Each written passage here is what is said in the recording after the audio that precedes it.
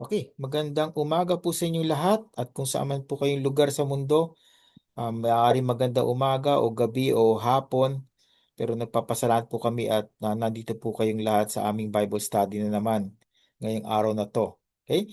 So patuloy po tayo na mag-aaral ng salita ng Diyos at sa araw po nito, pag-aaralan po natin ang Lucas 9:23 hanggang 27. Okay? So by the way, bago po tayo manalangin, ito pong International Bible Study ay open po para sa lahat ng tao. So hindi lang po sa mga Pilipino, kahit na po Chinese kayo or anumang bansa kayo naroroon, kung marunong kayo mag-English, you can join us po. Okay? All of you can join us. Saturday, 11 o'clock in the morning, Philippine time. But if you're in North America, that will be Friday night, 7 p.m. All right. So let's go to our Bible study and let's commit this time to the Lord. Let us pray. Dear Lord, we thank you for this day that you've given us. Salamat po, Panginoon, sa kainyong katapatan, kabutihan. Salamat din po, Panginoon, sa inyong salita na patuloy pong nagpapabago ng aming puso't isipan. At tulungan niyo po kami, Panginoon, na patuloy pong magdepende sa inyo, magtiwala po sa inyong kakayahan, Panginoon, na baguhin po kami. Nawa, Panginoon, ang aming pag-aaralan ay magiging panibagong aral po sa aming mga buhay. Maaring narinig na po namin ito, ngunit alam po namin ang inyong salita ay patuloy na nagbibigay sa amin ng buhay at ng kahulugan, Panginoon. Dahil kayo lamang po, Panginoon, ang aming Diyos na sinasamba. Salamat po muli, Panginoon, at pagpalain niyo po ang Bible study na ito at nawa yung mga manonood po sa amin sa recording po ng Bible study nito ay magiging blessed din po at mapagpala. Salamat po muli, Panginoon, at ibinibigay po namin lahat ito sa pangalan ni Jesus. Amen. Okay? So pag-aaralan po natin ngayong ah, umaga po nito, surrendered life sa Luke chapter 9 verses 23 to 27. Okay? So kita po natin na ito po yung pangalawang sign or mark ng isang tunay na follower po ni Jesus Christ. Last week po, pinag-aralan po natin yung sa John 13:34-35, yung mark of love. Okay?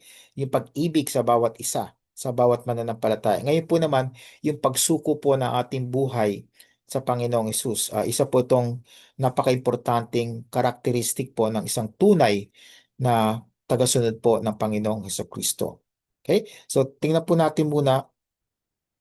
Okay? So, yung pag-surrender po natin, yung pagsunod po natin kay Jesus, ay marami pong mga iba't ibang kahulugan po yan. Pero para ano po talaga ang ibig sabihin ng following Jesus? What does it mean to be a disciple of the Lord Jesus Christ? Okay? So, ibang mga tao, iniisip nila na pag sumunod ako kay Jesus, it will be all about comfort, no? Magiging parang bed of roses ang journey ko po sa buhay. So, yun ang tingin nilang iba. Okay? Dahil siguro, yun po ang pinapangaral sa kanila lagi na pag kayo ay sumunod kay Jesus, talagang puro kayo blessing, smooth ang buhay ninyo, walang problema. Pero alam po natin, hindi po yun ang katotohanan. Actually, nung tayo po naging Kristiyano, maaring mas marami tayong naging problema o struggle sa buhay kumpara nung bago tayo maging Kristiyano. But it doesn't mean na ang pag-follow po natin kay Kristo ay isang malaking kamalian. Ito po ay tama. Pero ang pag-follow po kay Kristo ay hindi all about comfort. Of course, meron pong comfort, pero not all the time may comfort. Dahil meron po tayo mga challenges na kakaharapin pag sumunod tayo kay Jesus. Pangalawa, sabi po nila, ito ay para sa convenience, para sa sariling kagustuhan ko. Pagka hindi ko gusto, hindi ako susunod. Pag gusto ko, susunod ako kay Kristo. Ganun po ang mga tao, no? Kaya minsan, mga tao, pagka nadismaya na sila sa Kristyanismo, medyo nagkaroon sila ng maraming problema, struggle sa buhay, sabi nila, ay, tatalikod na ako kay Jesus dahil wala naman siyang ginagawang maganda para sa akin eh. So, ganun po, convenience. Pagka maganda ang ginagawa ng Panginoon o meron siyang maraming blessing, okay siya. Pero pag wala pong blessing, hindi na siya susunod.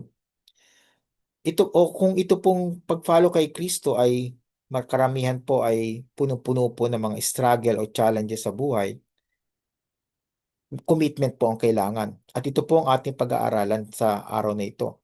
Ang tunay na pagsunod kay Kristo is all about commitment. Ibig sabihin, kahit na po may comfort o walang comfort, kung may convenience o walang convenience ang buhay natin, may mga magagandang blessings o minsan puro mga problema, nandun pa rin po ang ating pagsamba at pagsunod kay Kristo. Yun po ang tinatawag nating commitment. Kung tayo po'y tunay na tagasunod po ni Kristo, then we will be committed believers. Hindi lang po pagka masaya tayo, kundi kahit malungkot tayo, nandun pa rin po tayo. Hindi tayo umihiwalay sa Kanya. Okay? So pag-aralan po natin ngayon, ano po yung mga bagay-bagay na kasama po dito sa ating pagsunod kay Kristo in terms of surrendering our life to the Lord Jesus Christ. Okay? So, ito pong Lucas 9, especially actually the whole book of Luke, no, or Lucas, especially dito sa ating babasahin na Bible verses, si Jesus po ay nakikipag-usap sa lahat ng tao, hindi lang po sa kanyang mga tagasunod, kundi sa lahat ng mga tao na sumusunod sa kanya. Yung tinatawag natin sa English na multitude of people or crowds. Okay? Dahil alam po natin si Kristo at this point in time, kilalang kilala na po siya. Dahil hindi lang po siya magaling magsalita at marami po siyang tinuturo na espiritual, kundi nagpapagaling din po siya ng mga tao. Marami po siyang ginawang mga miracles and wonders according to the Bible. Okay? So he's speaking to everyone na sumusunod po sa kanya at this point. Hindi lang po yung 12 disciples, no? Kundi lahat na po ng tao na sumusunod sa kanya. Hindi lang po yung mga committed, no? Hindi lang po yung nagsasabi na, susunod ako sa iyo, Panginoon, kahit na mamatay ako, susunod ako sa inyo, kahit anong mangyari sa buhay ko. Okay? Kahit yung mga hindi po nagko-commit, yung talagang half-hearted lang po sila sa pagsunod kay Kristo, yun po ang kinakausap ng ating Panginoon sa Bible verses po natin sa araw na ito. So makikita rin po natin sa Gospel of Luke or Lucas, especially sa dito sa chapter 9 at doon po sa Luke chapter 14, doon po ine-explain talaga, pinapaliwanag ng mabuti kung ano po ang ibig sabihin ng discipleship. Okay? Kasi hindi naman po lahat ng Christians ay nagte-turn out to be disciples. Okay? May mga Christians po na ayaw nila nang sumunod. Christian sila by name or Christian sila dahil na-save sila ng Panginoon, tinanggap nila si Kristo, pero hindi sila talaga sumusunod regularly or consistently. So hindi po sila committed, half-hearted lang po sila. At yun po talaga nakakalungkot dahil kung tayo po tunay na Kristiyano at tayo po talagang tagasunod ni Kristo, then dapat po committed po talaga tayo. I don't mean na we are perfect. Wala pong perfect. Dahil may mga times po na hindi tayo sumusunod sa kautusan po ng salita ng Diyos. Pero ang importante po, are we regularly and consistently following and obeying the Word of God? Yun po ang tunay na mga disciples ng ating Panginoon. Okay? So, ang ating pangunahing kaisipan po dito is this. True discipleship is not adding Jesus to your life, but surrendering your life to Jesus. Okay? So, kasi karamihan po ng mga tao, akala nila pag sila'y tagasunod ni Kristo, si Kristo ay parang borloloy nila, no? Parang disenyo sa buhay nila. Parang yung mga pangalan po natin na pag tayo nakatapos ng isang magandang kurso o programa sa kolehiyo o sa universidad, may mga titles tayo, no? For example, ako po, bago naging pastor, meron akong MD. Iba naman, merong AB. Iba naman RN and so on. So marami mga kadugtong sa apelyido po nila. So ganun po si Jesus din minsan sa mga Kristiyano. Parang si Jesus ay pandagdag lang sa pangalan nila. Pero hindi po yun ang ibig sabihin ng pagiging disciple. Ibig sabihin po, pag disciple tayo, we are followers. Kung tayo po ay follower, si Jesus po ang ating leader. At hindi po tayo ang nagdadagdag ng pangalan niya. Tayo po ang idinadagdag sa kanya at sa kanyang kaharian. Okay? So it's about surrendering your life to Jesus Christ. Yun po ang ibig sabihin ng tunay na discipleship.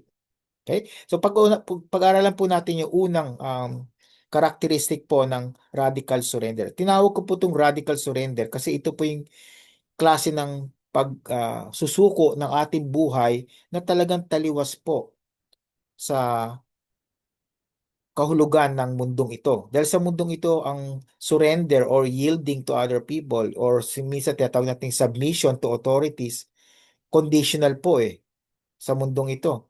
Susunod lang ako sa iyo or magfa-follow lang ako sa mga inuutos mo sa akin kung ganito ang bibigay mo rin sa akin. So, kung meron kang kapalit, yan, susunod ka. Pero ito pong pagsunod kay Kristo, kahit na walang kapalit, susunod po tayo dahil yun po yung commitment natin sa Panginoon. Okay? So, kaya ko tinatawag to na radical surrender.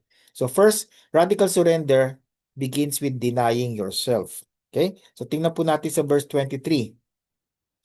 At sinabi niya, si Jesus po ito nagsasalita, sa lahat. Okay? So, kaya sabi ko kanina, lahat ng tao, hindi lang po yung mga disciples po niya, kundi lahat ng tao, mananampalataya man o hindi, committed man o hindi, kinakausap niya dito sa time po na ito. Kung ang sino man ay nagnanais sumunod sa akin, so sabi po niya, if anyone would like to follow me, sabi niya, tanggihan niya ang kanyang sarili. Okay? Deny yourself. Okay? Sa Bible sa Tagalog po gano, sa English po deny yourself. So, sa mga tao po, nalilito sila. Ano ibig sabihin ng deny yourself? Ibig sabihin ba nun talagang kalilimutan ko ng sarili ko, hindi ko na pababayaan ko ng katawan ko, hindi ko na ito aalagaan? Ano bang ibig sabihin ng deny yourself? Kasi yun po karamihan minsan ang gusto ng ibang tao, napakahulugan sa self-denial. Kaya nga nakita po natin yung mga monks no or mongha, yung mga Buddhist, pati na po sa dati nating relihiyon, may mga monks din po sila o kaya mga nasa konbento na tinatawag po, di ba?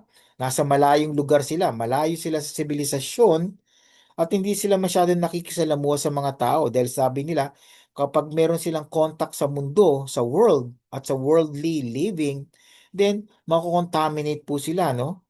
Mawawala yung purity po nila na bigay po sa kanila ng Panginoon. Pero ito po ba talagang ibig sabihin ng self-denial na tinutukoy po dito sa ating Biblia? So tingnan po natin ano pong ibig sabihin dito. So yung deny yourself does not mean you deny things. Okay? Hindi yan necessarily sinasabi niya alisin mo lahat ng kayamanan mo at maging ermitanyo ka, pumunta ka sa malayong bundok, punta ka sa Mount Everest o sa pinakamataas na tuktok ng bundok at huwag kang magdala ng kahit anong bagay, kung ano yung damit mo lang na yun. At kung may pagkain ka doon, mga halaman, mga gulay, tama na yun.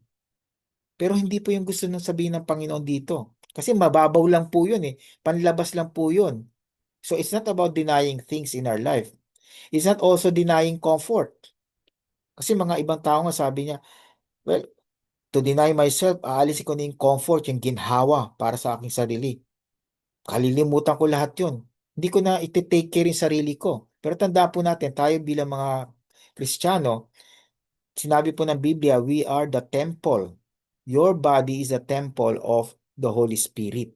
So, kailangan po natin in some way ng comfort, something na magsusustain po para po sa kalusugan ng ating katawan. Okay?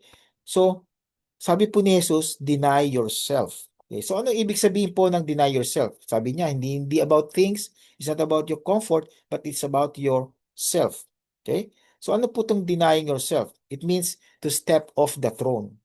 Okay? Kasi yung mga bagay po na possessions po natin, yung mga comfort po natin, convenience, panlabas lang po yun Ang gusto ng Panginoon na self-denial, yun nanggagaling po sa puso natin. At number one po doon is we need to step off the throne. Kasi po sa buhay ng bawat tao, sa puso po ninyo, sa puso ko, sa puso ng bawat tao sa mundong ito, meron po tayong trono. At dun sa trono na yon, nandun po, siyempre po, umuupo ang hari. So ang katanungan, sino po ang hari sa buhay ninyo? Kung kayo po'y Kristiyano, nararapat lamang na ang hari sa trono ninyo ay si Kristo. Pero kung ang nasa trono po na inyong puso ay ang sarili ninyo, or even ibang bagay other than God, other than Jesus Christ, then hindi po tama yun. That's not self-denial. So, first thing that we need to understand to deny ourselves is alisin po natin ang ating sarili sa trono po ng ating mga puso. Si Kristo po ang dapat na nasa trono. Ibig sabihin, siya po ang hari. Ano po ba ang ginagawa ng hari? Kaya hindi po yung mga hari sa ngayon, no? Yung mga hari during the time of Jesus Christ, yung mga Roman Emperor, no? Caesars, the Caesars. Ano pong ginagawa nila? Sila ang nagmamando, sila nag-uutos. At bawat utos nila sa kanilang mga subjects, ano ginagawa po?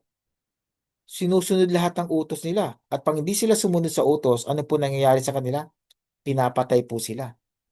Of course, kumpara po natin kay Kristo, hindi po na niya man naman niya tayo papatayin. Pero ang ibig sabihin lang po nito, gusto ng Panginoong Hesus na nasa trono po siya. Siya po nakaupo sa trono at hindi. Kasi kung balik rin po natin sa sitwasyon, tayo po nasa trono at si Jesus po ang para nagiging subject natin, hindi naman po talaga tama yun, di po ba? Kung siya po ang hari, siya po ang King of Kings, siya ang Lord of Lords, dapat siya ang nagmamando sa atin. Of course, hindi po natin siya pwedeng ikumpara sa mga hari sa mundong ito dahil yung mga hari sa mundong ito ay selfish, self-centered. Pero ang si Jesus po, hindi po siya selfish, hindi po siya self-centered. Lagi po niyang inaalala, lagi po siya may concern sa kanya mga tagasunod. Of course, may concern po siya, may love po siya sa lahat ng tao sa mundong ito. Pero more especially sa kanyang mga followers, sa kanyang mga disciples. So, nararapat lamang po na nasa trono po siya at hindi po tayo. Kasi minsan po, ang nangyayari, tayo nasa trono, tayo nagmamando kay Kristo. Di po ba? Nasubukan niyo na po siguro yun. Sabihin niyo, Panginoon, kailangan ko ng ganito. Pwede bang gawin mo sa akin to? So parang nangyayari po, ang Panginoong Hesus Kristo naging ATM natin, no? Automated teller machine. Pag kailangan natin mag-withdraw, kuha lang tayo ng kuha. Pero hindi po ganun si Jesus. Dapat siya po ang hari. Siya ang ating sinusunod at hindi the other way around. Hindi po tayo dapat ang nagmamando, kundi siya po ang nagmamando. Remember po, ang kanyang mga inuutos po sa atin, ang kanyang minamando po sa bawat isa sa atin, ay para po sa ating kabutihan at para po sa kanyang kapurihan at kaluwalhatian. So, hindi po siya nagkakamali. So, dapat siya po ang nasa trono. So, that's what it means by self-denial. Secondly po, surrendering control. Isa pa to sa mga problema din po natin. Kahit ako rin po, minsan po nagiging control freak ako. Gusto ko lagi akong may control. Pagka tayo po may gustong may control sa buhay natin, ang nangyayari po, tayo ang nagiging boss. Okay? Halimbawa po, no? Pag nagda-drive tayo po ang driver. Okay? Minsan po, yung mga passengers nyo ang nagdidikta sa inyo. Di po ba? Sabi nyo, oh hindi, liko ka dito sa kaliwa, oh hindi ka dito sa kanan. Hindi, diretso ka. O is ano ka dito ka dumaan muna, ganyan. So para nangyayari, imbis na ikaw ang driver, ikaw ang parang passenger. Kasi yung mga passenger mo ang nagiging driver, sila nagko-control sa ginagawa mo. Apply po natin yan kay Kristo. Okay? Si Kristo po dapat po ang ating driver, siya po yung piloto, siya po yung kapitan ng isang eroplano o ng isang bangka, ng isang boat or ship. Pero ayaw natin gawin yun minsan, di po ba? Sinasabi natin sa Panginoon, Panginoon, ako na muna magdadrive ng sarili ko. Ako muna magiging kapitan ng buhay ko. Saka ka na lang muna, ako na lang muna kasi gusto ko may control eh. That's the opposite of denying yourself. That's being self-centered. So, to deny ourselves, we need to surrender our control to Jesus Christ. Sabihin natin, Panginoon, kayo po ang may control dahil alam po ninyo ang ginagawa ninyo. Ako, minsan po, mali ang ginagawa ko, Panginoon. So, I trust you, O Lord. So, ganun po, pag sinusurrender natin ating control sa Panginoon, nagpapakita yun ng ating pagtitiwala sa Kanya. Dahil alam po natin, He always wants the best for us. Pangatlo po, it's letting Christ lead. Okay? So, kaya nga po tinatawag si Kristo na ating Lord or Master dahil tayo po ang follower. Kung sa tayo po ang follower, sunod-sunuran lang po tayo sa Kanya. Di po ba? Sabi po sa Biblia, walk in the Spirit, live in the Spirit, not in the flesh. Okay? Nasa Romans chapter 8 po yan at nasa Galatians chapter 5. Ganun din pong ibig sabihin ng self-denial. That means, hindi akong una, si Kristo ang una at susunod lang ako sa Kanya. Siya po ang nangunguna sa akin, siya po nagbibigay ng direksyon sa pamagitan po ng Holy Spirit. So, ganun po dapat, no? Jesus Christ is always first and I'm only second or even third. Una po lagi si Kristo. So, we must let Christ lead sa buhay po natin. Minsan po kasi may meron tayong mga desisyon sa buhay na ginagawa natin. Lord, itong desisyon ko na to, kaya ko to. Ako nang bahala. Ako nang bahala.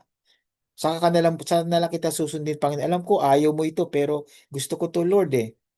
I think this is better for me rather than yung suggestion mo sa akin o yung kino-command mo sa akin. Okay? Hindi po tama yun. Dahil sabi po ng Panginoon, let me lead. If you really want to follow me, deny yourself. And deny yourself means step off the throne, surrender your control, and let the Lord Jesus Christ lead you and guide you. Okay? And remember this, you cannot follow Jesus Christ and still stay in charge. Hindi po pwedeng sabi mo, follower ako, Panginoon, pero gusto ko rin maging in charge. Hindi po pwede yun. Kailangan pumili po tayo. Kung tayo tunay na disciples po ni Kristo, we cannot be in charge. Kailangan sumunod lang tayo kay Kristo. There's no other way around. Kailangan sundin po natin ang ganitong hierarchy po sa kingdom po ng ating Panginoong Hesus. So, if you want to follow Jesus Christ, you cannot be in charge. Let Him be in charge. So, dito po makita po natin, no, Jesus is not a passenger. Katulad ng sabi ko po kanina. Siya po ang master natin. Hindi po siya pasahero na dinidiktahan po natin. Siya po dapat ang ating driver, captain, and pilot. Okay? Then secondly po, you don't give him directions. Kung siya po ang leader, if you are really denying yourself, hindi ikaw nagbibigay ng direction sa kanya. Lord, sundin mo ganito. Ito yung sabi ng GPS eh. Dito tayo dumaan. No. Siya ang susundin po natin. Siya po ang nagbibigay sa atin ng direksyon. And then thirdly, to deny ourselves means to give him the keys. Okay? Siya may susi ng ating puso. Siya may susi sa ating bahay. Siya may susi sa ating destiny. Okay? So, imagine po ninyong ang buhay po ninyo para po kayong yung bahay po, no? Kung meron po kayong mga bahay nyo, may titulo po yun or deeds, no? May certificate na kayo po ang may-ari. I-turn over po natin yung pag-aari kay Jesus. Ganun po ang ibig sabihin nun. We let Jesus Christ take the lead and take control. At sabihin po natin sa Kanya, Panginoon, Ikaw ang may-ari ng buhay ko, hindi ako. Dahil nung naging Kristiyano tayo, si Kristo na po ang ating hari. So, tayo po ay pag-aari ng Panginoong Heso Kristo. Sabi po ng Bible sa 1 Peter chapter 2, 9 and 10, we are a peculiar people. Ibig sabihin, treasure po tayo ng Panginoon. We are an inheritance. So kung tayo po ay treasure ng Panginoong Yesus, ibig sabihin, we belong to Him. We don't belong to ourselves already. Before tayo maging Kristiyano, we belong to ourselves. We belong actually to the devil, to the enemy. Pero ngayon naging Kristiyano na tayo po ay hindi na po tayo ang owner ng sarili natin. Hindi rin po tayo ang owner ng ating mga pag-aari. Lahat po ng bagay na meron po tayo, pati na po ang ating buhay ay pag-aari na po ng ating Panginoong Sus. So, you give Him the keys sa iyong buhay. Okay? So, in application, tanungin po natin ating mga sarili. Sino ang nagkokontrol sa inyong mga pagpapasya, sa mga desisyon po ninyo? Kayo po ba? O sinasanggunin niyo po ba ito sa Panginoong Yesus? Dapat po isanggunin natin lahat sa Panginoon. Kahit na po yung mga maliliit na bagay. Meron nga akong kilala. Mukhang nakakatuwa to, nakakatawa yung sitwasyon. Pero this is an example on how this Christian lady na kilala ko na talagang very committed siya sa Panginoon na kahit na pinakamaliit na desisyon, sinasangguni niya, pinagpipray niya sa Panginoon. Okay? Itong kilala ko po ito, sabi, nung many years ago, okay? Nung nagsisimula pa siya maging Kristiyano. Kahit na po yung ultimo damit na bibili niya o kahit yung ballpoint pen na bibili po niya, malilit na mga bagay lamang na gusto niyang bilhin. Pinagpipray niya sa Panginoon, Lord, ito bang gusto mo sa akin ballpoint pen? Lord, ito ba yung gusto mo sa akin na damit na bibiling ko? Karamihan po sa atin, siguro, magtatawa tayo o sabihin natin, kailangan pa ba natin pag-pray yun? Of course. Magandang halimbawa po yun. Kasi po kung sa maliit na mga bagay, kahit yung mga maliliit na desisyon po natin, sinasangguni po natin sa Panginoon, Mapapractice po tayo, magiging habit na po natin yun, lalong-lalo na pag lumaki po yung mga bagay na kailangan po natin pagdesisyonan, talagang lalapit lagi tayo sa Panginoon.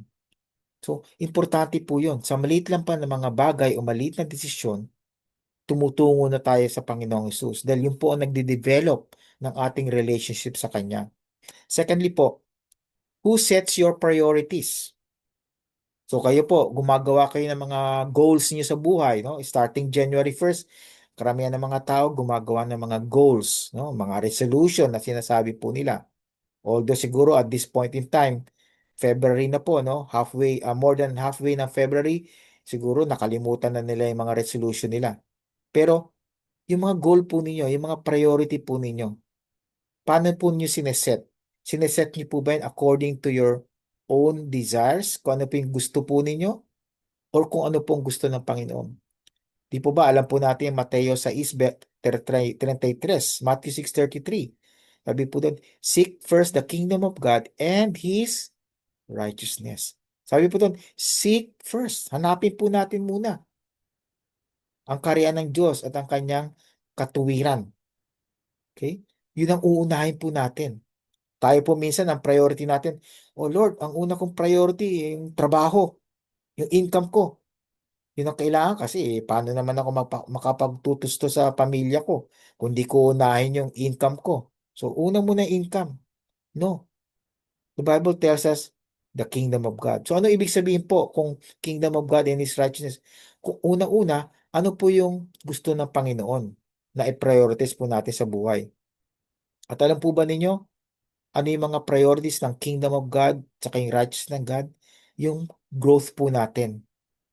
Yung, remember po, tayo po'y niligtas ng Panginoong sa Kristo, hindi lang po para po tayo mapunta sa langit. Tayo po'y niligtas para po tayo maging katulad po ng Panginoong Hesus. Yun po ang ultimate goal natin, Christ-likeness. So, ang priority niyo po ba ay based sa pagiging Christ-like? Okay? So, paano natin malalaman yung Christ-like character? Basahin po natin ang Ebanghelyo. Okay? Matthew, Mark, Luke, and John. Nando po, makikita natin. At unang-unang pinag-aralan po natin last week is yung love. Maging mapagmahal tayo sa Diyos at mapagmahal tayo sa ating kapwa-tao. So, napaka-importante po nun. Christ-likeness is the number one priority po ng ating sa ating mga Kristiyano. Pangalawa na lang po yung ating income, yung mga trabaho, pamilya, ano pa mga bagay. Unahin po natin muna ang Panginoong Hesus at ang nais po niyang gawin po natin. Next is Jesus truly Lord. Okay? So, tanongin po natin sarili, si Jesus po talaga ay ang inyong Panginoon? Kasi pag tinawag natin Panginoon, ibig sabihin siya yung master. Siya po yung hari ng buhay ninyo. So, kung hindi pa po siya ang hari ng buhay ninyo, then manalangin po kayo sa Panginoon. At i-commit niyo po, i-surrender niyo po yung sarili niyo. Sabihin niyo po sa Kanya, Lord, I'm giving you the keys, the title to my life, at kayo na po ang mag-manage ng buhay ko. Hindi ko po kayang kontrolin to. Okay? Alam po ninyo, kahit na i-try nyo yung best po ninyo na ma-manage po ang inyong buhay, hindi nyo po magagawa yan ng tama. Kailangan nyo po si Kristo. At bago po natin ma-manage ang ating sarili, kailangan tayo po muna ay maging committed kay Kristo. Dahil siya po ang daaping master, siya po ang ating Panginoon.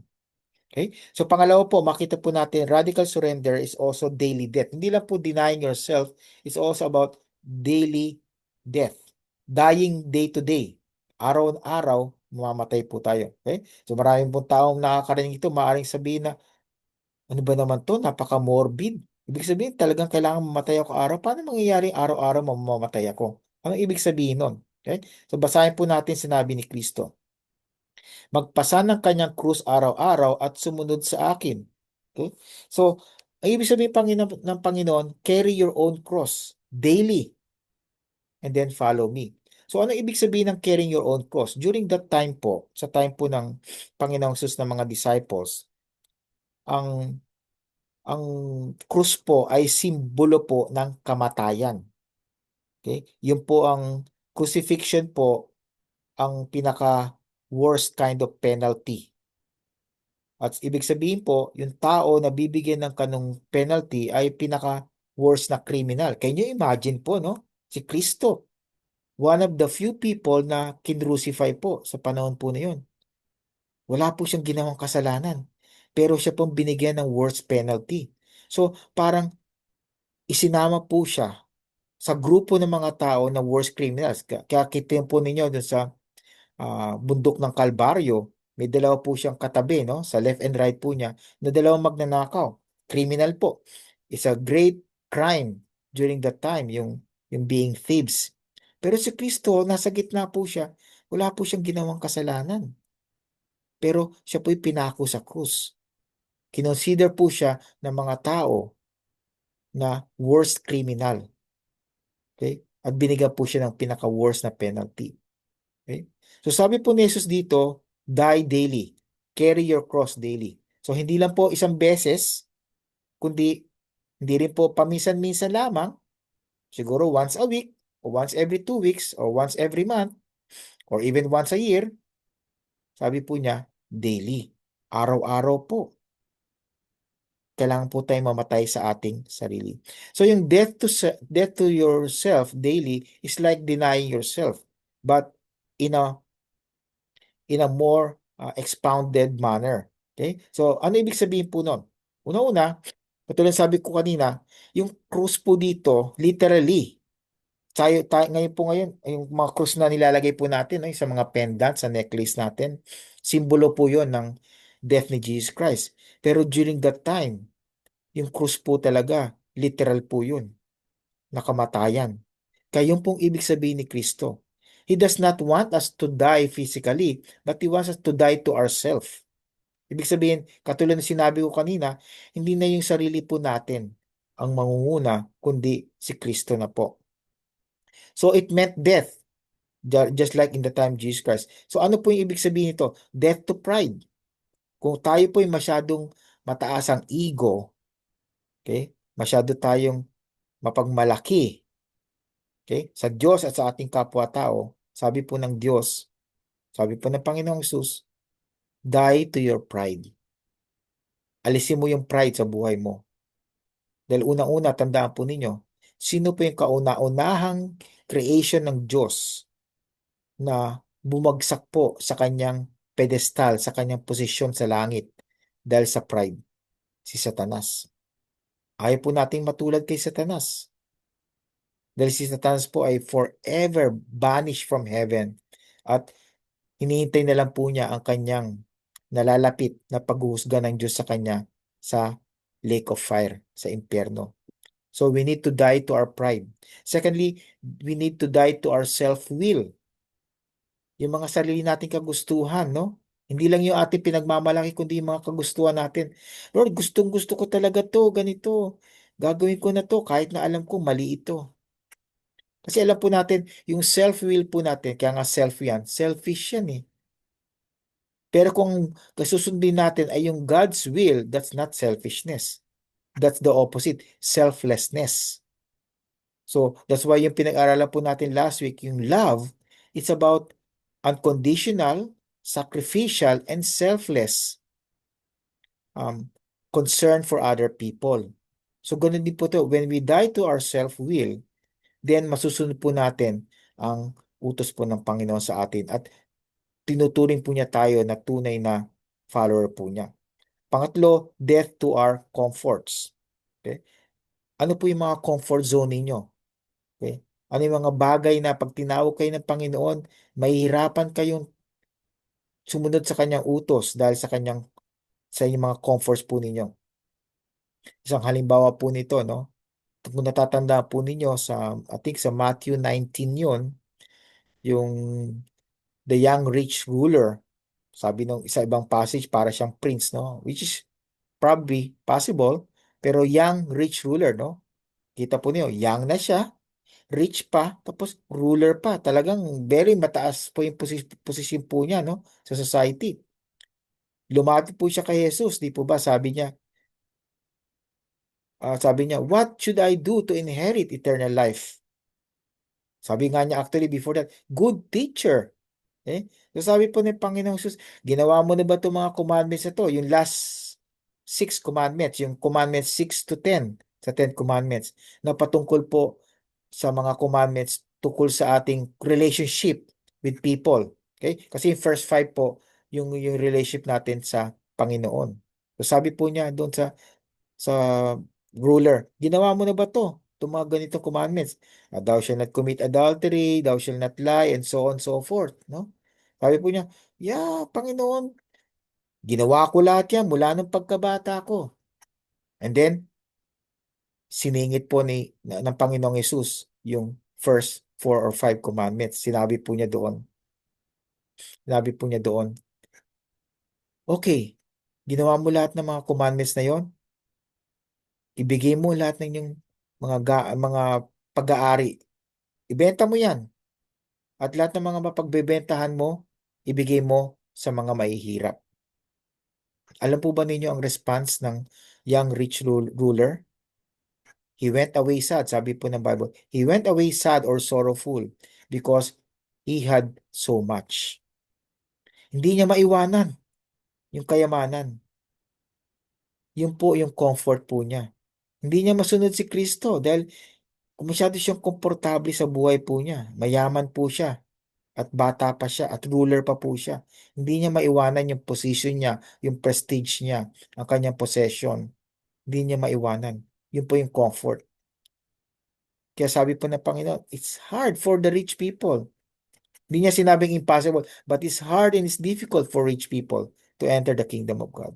Kasi ginagawa po nilang Diyos yung kanilang comfort, ang kanilang mga sariling kagustuhan.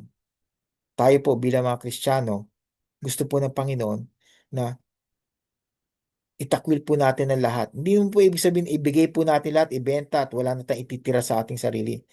Ang gusto lang po niya, maging kontento tayo. At huwag tayong masyadong maging idolo yung kayamanan po natin. Dahil si Kristo lamang po ang ating Diyos.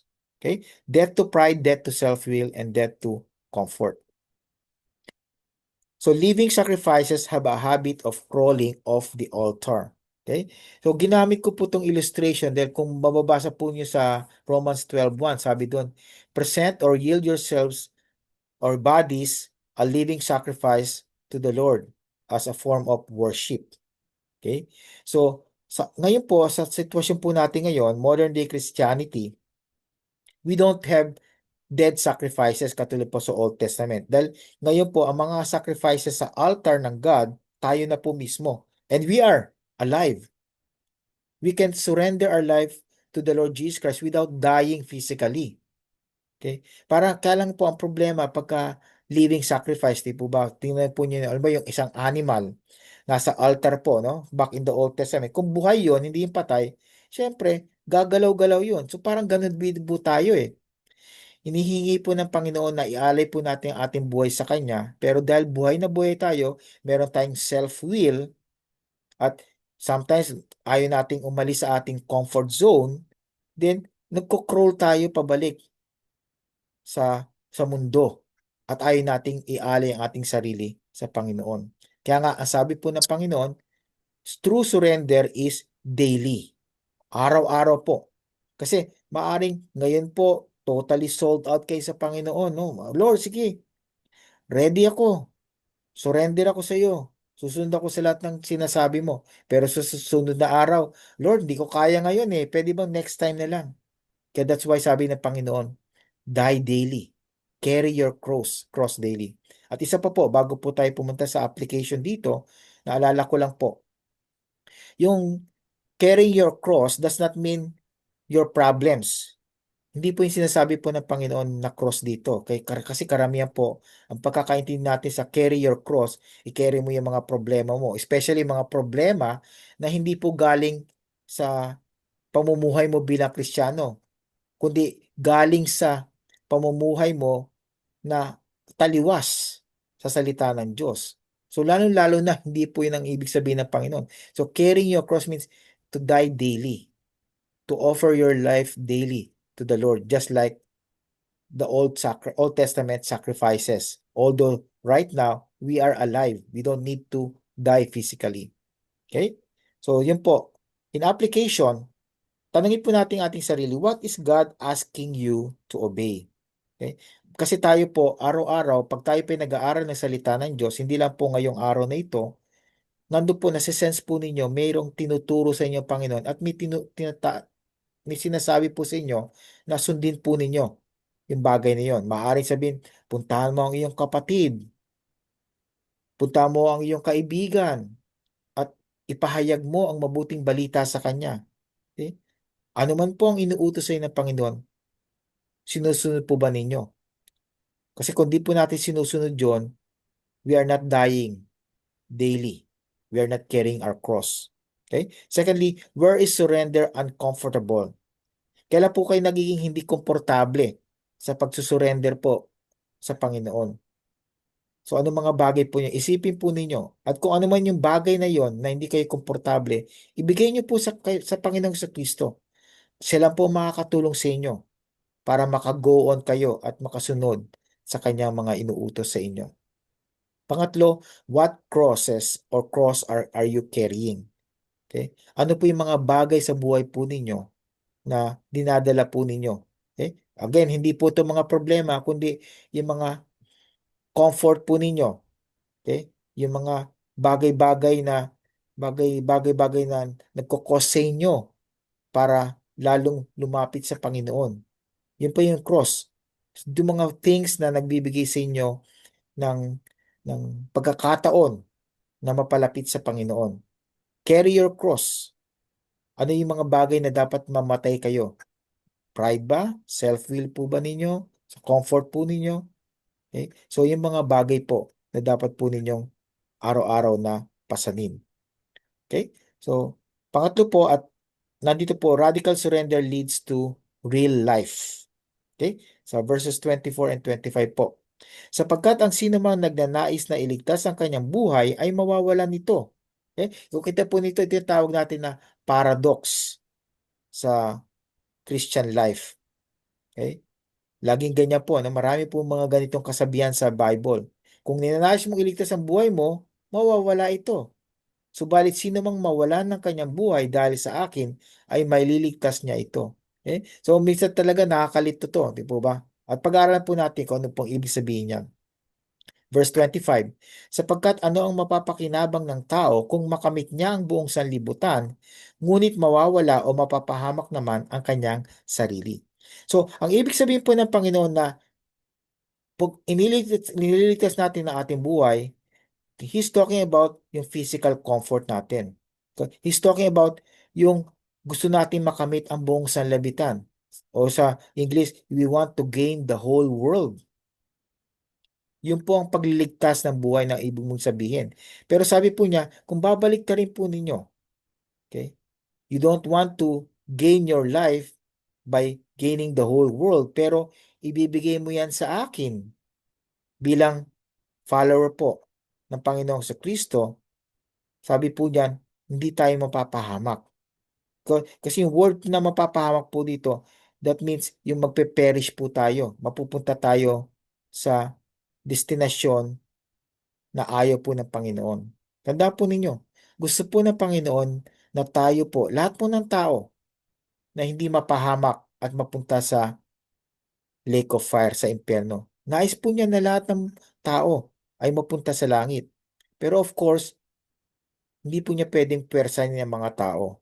Gusto po niya willingly and voluntarily na susunod po ang mga tao sa kanyang kagustuhan. So, ganun po ibig sabihin ng Panginoon.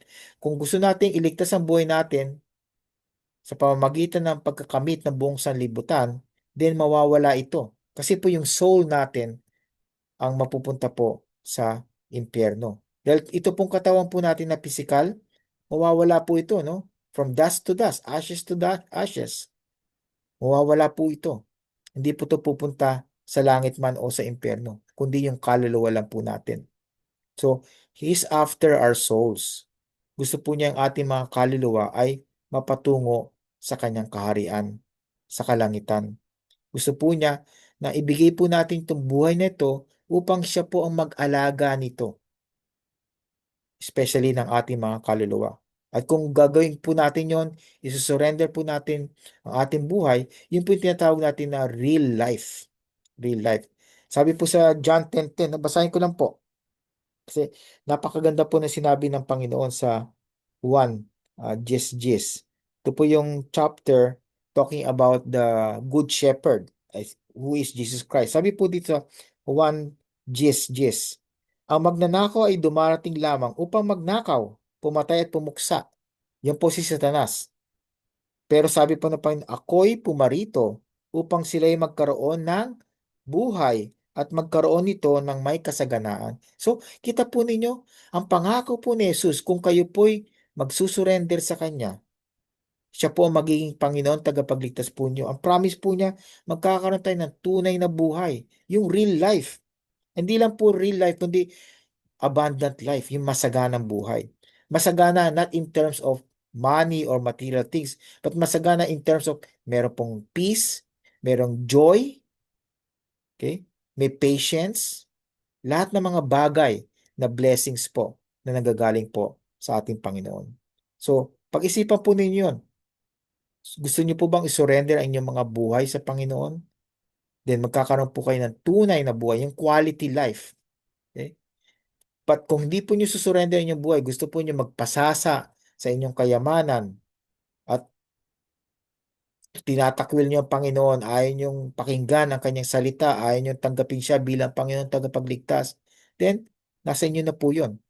Pero binibigyan niya po tayo ng babala.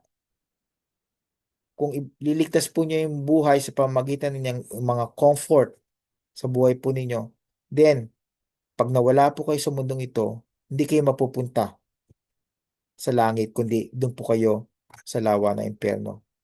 Hindi ako po ang nagsasabi nito, kundi ang salita ng Diyos. So paniwalaan po natin ang mabuting balita. So, lose your life for Christ. Okay? Ibigay po niyo yung buhay. Mawala ang buhay ninyo, pero ibibigay niyo po tayo kay Kristo. Dahil si Kristo po ang mag-aalaga niyan. Siya po magbibigay ng kasaganaan sa ating buhay. Find true life in Him. Ang tunay na buhay na masagana po ay na kay Kristo lamang po. Hindi po natin makikita yan sa kayamanan, sa materyales ng buong mundong ito.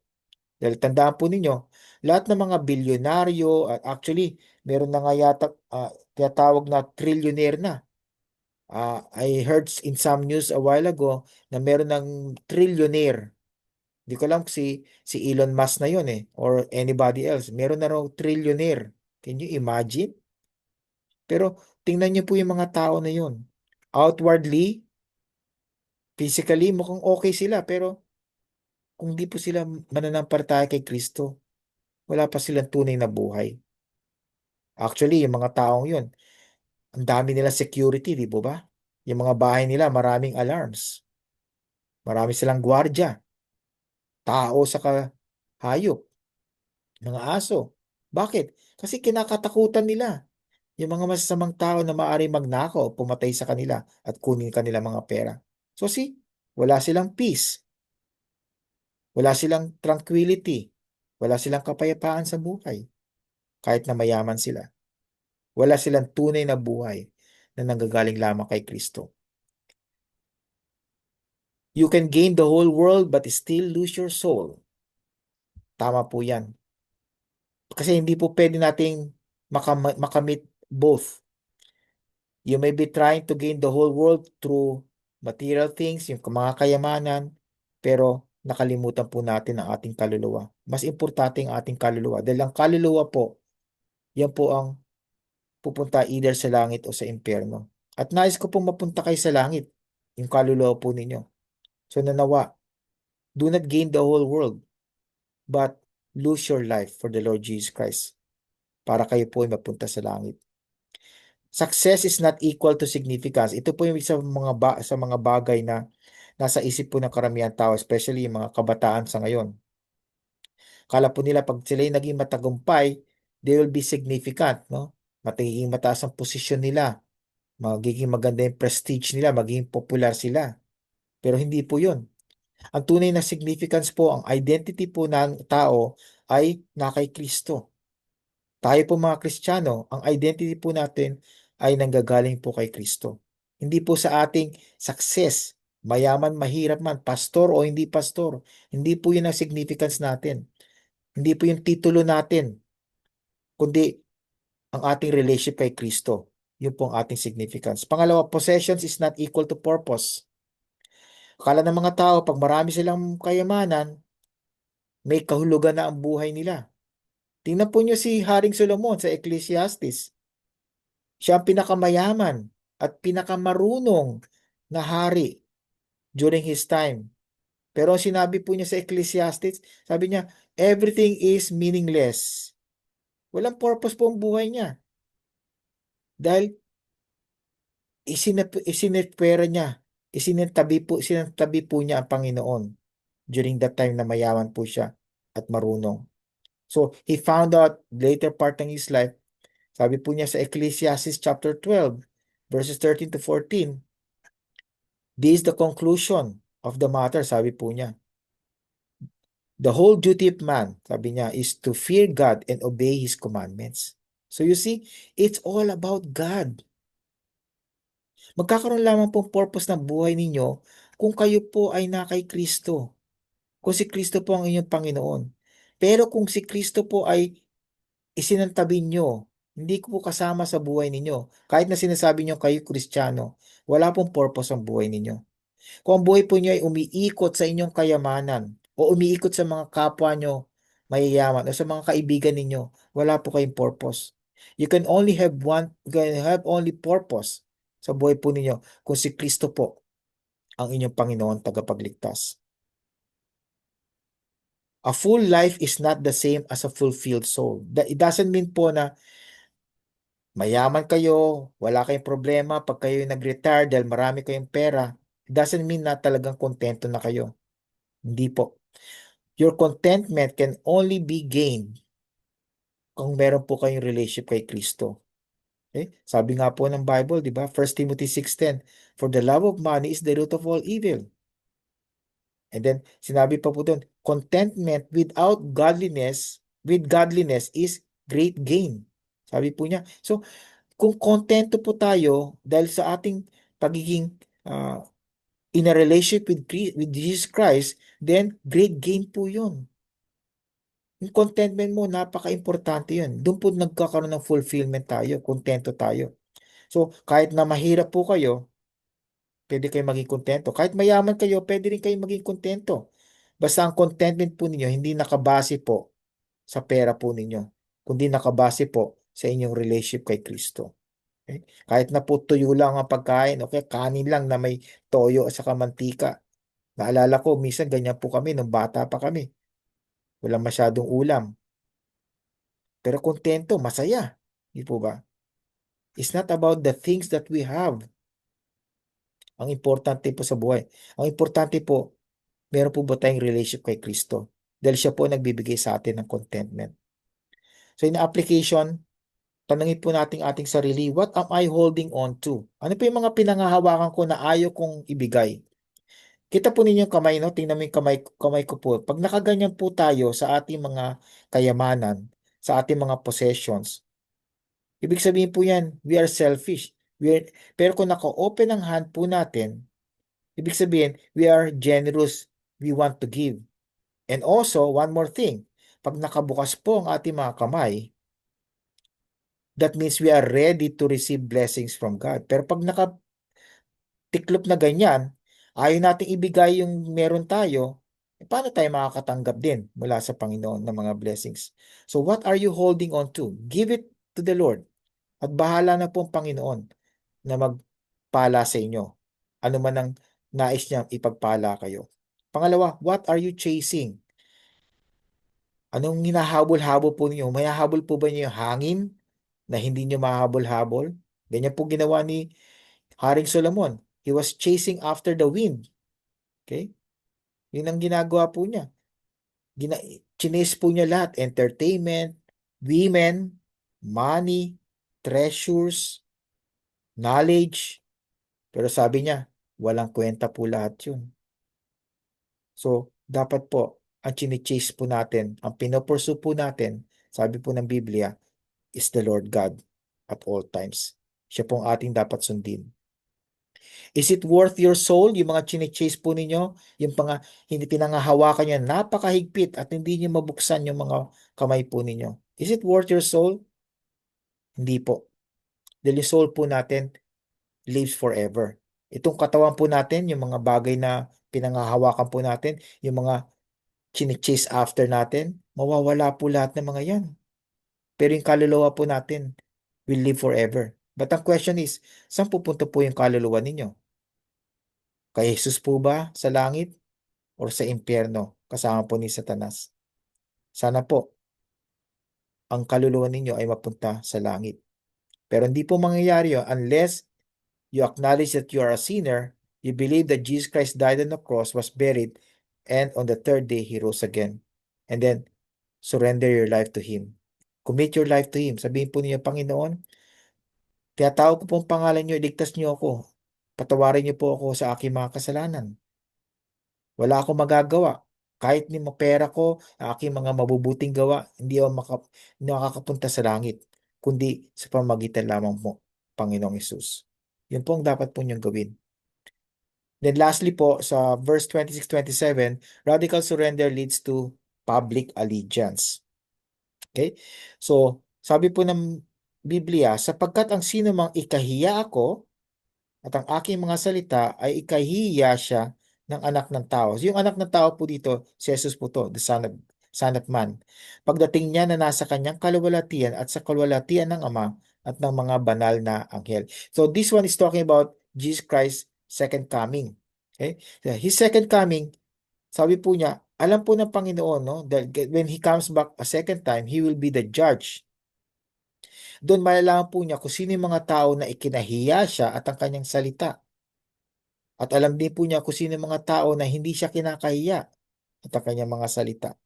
Sabi po niya, sa kanyang pagdating, sabi po niya, subalit na tunay na sinasabi sa inyo, may ilan sa nakatayo rito na hindi makakalasap ng kamatayan hanggang sa makita nila ang kaharian ng Diyos.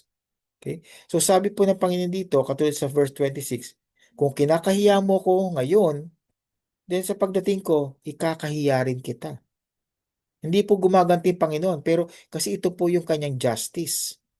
So ngayon po, na tayo mga Kristiyano, wag po natin ikahiya ang Panginoon. Wag po natin ikahiya ang Biblia. Dapat talagang, kung meron tayong pwedeng ipagmalaki, ipagmalaki po natin ang Panginoon at ang salita po ng Diyos. Dahil alam po natin, ang salita ng Diyos ay ang katotohanan. The Word of God is the absolute truth. Dito po sa mundong ito, ang mga tao, mga sinasabi nila, ito yung truth ko, ito yung truth mo. Pero actually, ibig sabihin po nila, ito yung opinion ko at ito yung opinion mo. They're not talking about the same thing. Yung truth po para sa kanila is opinion. Pero ang truth po, nasa Biblia po. Kung ano po yung sinasabi ng Biblia, yun po ang fundamental truth. Absolute truth. Ang katotohanan po hindi relative. Hindi po babago-bago. Di po ba? Ang katotohanan hindi pwede magbago-bago. Ang katotohanan, firm, consistent, stable. Hindi po pabago-bago. At sabi po sa verse 27, sabi po niya, may mga tao rito na nakatayo na hindi makakalasap ng kamatayan hanggang sa makita nila ang kaharian ng Diyos. Okay? So, may mga tao po during the time of Jesus Christ, during the time of the disciples, na hanggang sa pagdating po, pagkabuhay po maguli ni Kristo ay buhay pa po, no? So it doesn't mean here na yung mga tao na sumusunod po kay Kristo during that time ay buhay pa rin hanggang sa pagdating ni Kristo for the second time. Of course, hindi po possible yun. Wala na po tao na buhay sa panahon po ni Kristo na hanggang sa ngayon ay buhay at buhay pa rin hanggang sa second coming. Okay? Sabi lang po nyo, may ilan dito na hindi makakalasap ng kamatayan hanggang sa makita nila ang kaharian ng Diyos. Okay? So we don't know so much about this, but yun po yung mga bagay na medyo nakatago sa atin, hidden from us, na mysterious po, parang mahiwaga sa salita ng Diyos. So hindi po dapat tayong magtalo-talo tungkol dyan dahil hindi po natin alam kung sino po yung mga tao na sinasabi ni Kristo at hindi po natin makikita yan sa Biblia. Okay? So Faith is not private. Ito pa yung importante na matutuhan natin dito. Ang ating pong pananampalataya kay Kristo ay hindi po pwedeng private. Hindi po tayo, katulad ng sinasabi ko, hindi tayo mga spy o mga secret agent, no? Na undercover tayo. Hindi natin nire-reveal yung ating identity. Hindi po po pwede yun. Dahil sabi po ng Biblia, huwag nating ikahiya ang Panginoong Hesus. Kung di natin ikakaya, ibig sabihin, ipagmamalaki natin siya sa ibang tao. Sasabihin natin na si Kristo ang buhay, ang katotohanan, at ang daan patungo sa Ama. So faith is not private. Truth is not optional. Pag nagsabi po tayo ng katotohanan, yun po ang dapat nating sabihin all the time. Hindi po natin pwedeng sabihin, oh, ngayon katotohanan sabihin ko, bukas magsisinungaling ako. The Bible says always tell the truth and nothing but the truth because the truth is based on the Word of God. It's not optional ang truth. Jesus is not negotiable. Hindi po tayo pwedeng parang negosyo, no? Makipag-deal kay Panginoong Hesus. Panginoon, ngayon okay lang ako. Hindi ako mag-surrender sa kagustuhan mo. Next week na lang siguro kasi busy ako ngayon eh. May mga kaibigan ako na hindi Kristiyano, kailangang mag-adjust ako sa kanila. Hindi po ganoon. Kung tayo po talagang tagusunod ni Kristo, dapat sold out po tayo sa Kanya. Of course, we're not perfect. I'm not saying na perfect tayo na all the time ginagawa natin. But at least, nandun po yung desire, yung passion po sa heart natin na laging gawin po natin ano yung tama according to the Word of God. Okay? If Jesus is worth dying for, He is worth living for and worth standing for.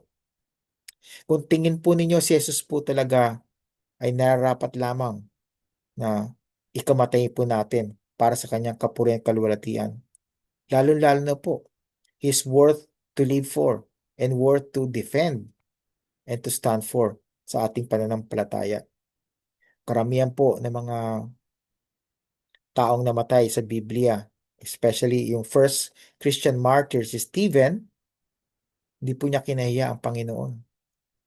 Nung siya po ay buhay pa, si Stephen, talagang pinapahayag na po niya ang pangalan ni Jesus. Even hanggang sa kanyang bago siya mamatay, habang siya po'y binabato ng kanyang mga kababayan at ng karamihan ng mga tao. At kasama po doon si Pablo na tinatawag pong Saul during that time. Hindi po niya kinahiya si Kristo. Patuloy pa rin po niyang ipinapahayag ang pangalan ng Panginoon. So Jesus Christ is worth dying for, He is worth living for, He is worth standing for.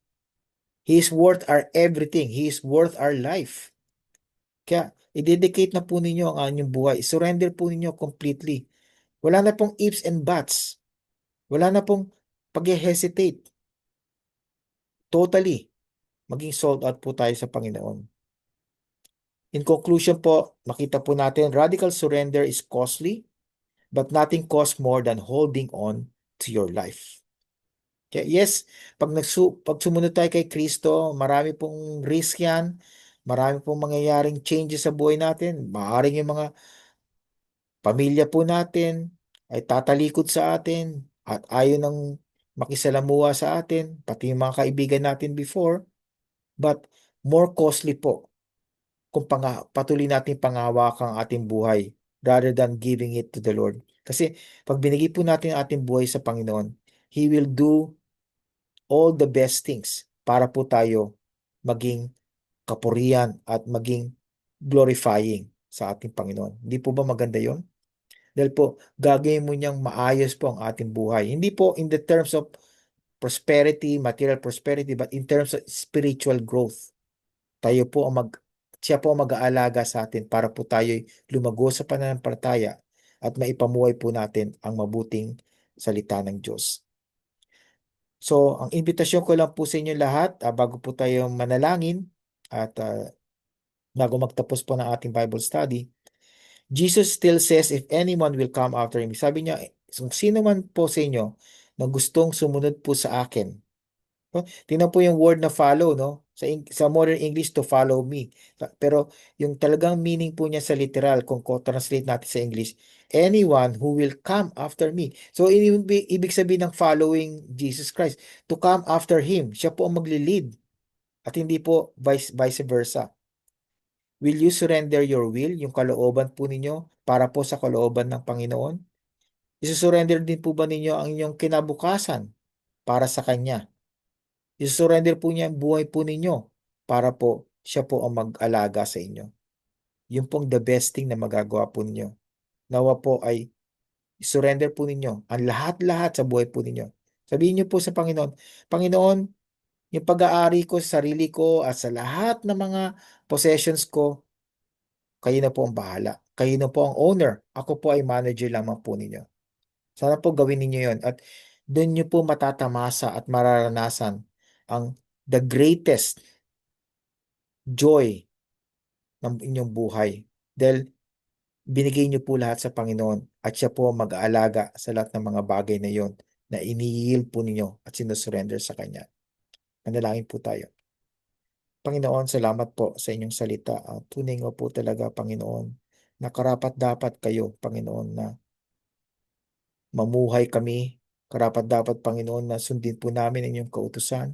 Karapat din po na kami matay para sa inyo at tumayo para sa inyong pangalan, Panginoon, at sa inyong salita. Dahil ginawa po ninyo ang pinakamagandang bagay sa aming buhay. Iniligtas niyo po kami sa aming mga kasalanan. At ngayon po ay patungo kami sa langit. Nandito po kami sa aming makasalanang mga katawan. Nandito po rin kami sa makasalanang mundo. Pero we know, Lord, for certainty na kami po ay patungo po sa inyo sa langit. So, Panginoon, habang kami po ay nabubuhay dito, nandun po yung calling. Nandun po yung kanyang nais na gawin po namin. Yung priority po namin ay kayo po at ang aming paglago sa aming spiritual na buhay. Tulungan po ninyo kami, Panginoon, na patuloy na ipahayag ang mabuting balita na si Kristo ang daan, katotohanan at ang buhay. Panginoon, salamat po muli sa inyong mga pagpapala. Salamat po at iniligtas niyo po kami. Salamat po. Kami po ay may buhay na walang hanggan. Ito pong panalangin ko sa pangalan ni Jesus na aming tagapagligtas. Amen.